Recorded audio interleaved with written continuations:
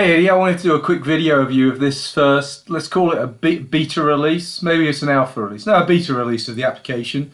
So this is the interface, just to remind you about what we're looking at here. You can switch the base map on the right hand side here.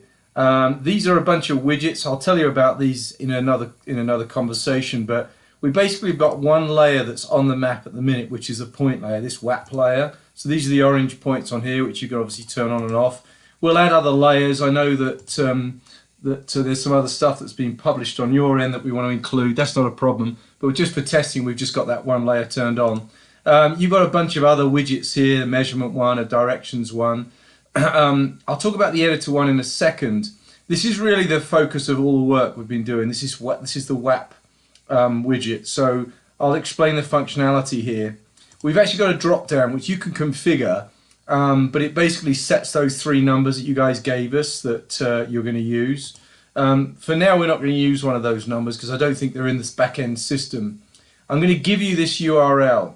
So this is a URL. This is actually what we're getting from your back-end. So these are the updated information that's always coming through your system.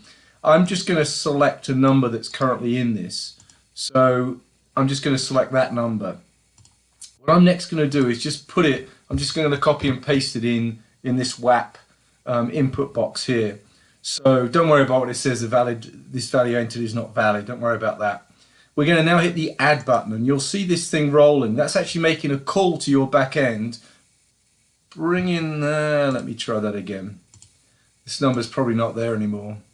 Let's try this one. It changes so quickly on your back end. Let me do that one. Okay, so what should be happening here is it's going to your back end, pulling data back, and then it's populating the map. So you saw it zoomed and panned. I'm obviously not in Houston, so I'm in Salt Lake. So we've automatically updated the information here. So that phone number's been put into this. We've got the date. Now this lat long here, this is actually what the device is reported. So this is coming from the GPS device, you know, your phone, your tablet. In my case, it's my laptop. This is what is coming from the back end. So this is what we're actually getting, we're receiving from your back end, and we're putting that in there. And this delta is actually the calculation. So we didn't use duration, we just call it delta. So that's actually the distance between the actual and what's come back. And we use a formula. I can share with you the formula we use to do that. So that's basically it. Don't worry about any of these other buttons for now, this delete button. Don't worry about that for now. And we're going to clean that up. But these are input fields as well. So, you know, Mike can go and input other data in here as needs be, or we can populate these with drop downs, whatever. It really doesn't matter. So that's the basic functionality. Let me just show you one more thing. If you are back in the office or Mike's decided, oh crap, you know, I forgot to, I need to change something in that particular feature, go to this editor widget. Actually, I'll do that again. So you'll start editing. You'll see there's one feature. Click on that button, and you've now got the ability to edit that feature. So even though you've now done what you need to do, and it's been stored on the back end, that should now be in ArcGIS Online.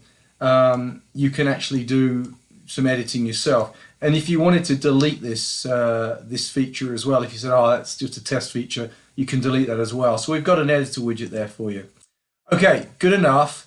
Let's just let's test this together. Let's you and I have these conversations before we bring this out to the wider group, because again, we're sort of in that early phase of releasing this. But I think the functionality is what, well, it's certainly the functionality we've got for Karen and her group. So, and we've actually got a lot more flexibility in this application than we did in the one that we provided Karen. And again, I can explain that to you. But there's a lot more we can do in a more simple way with this application.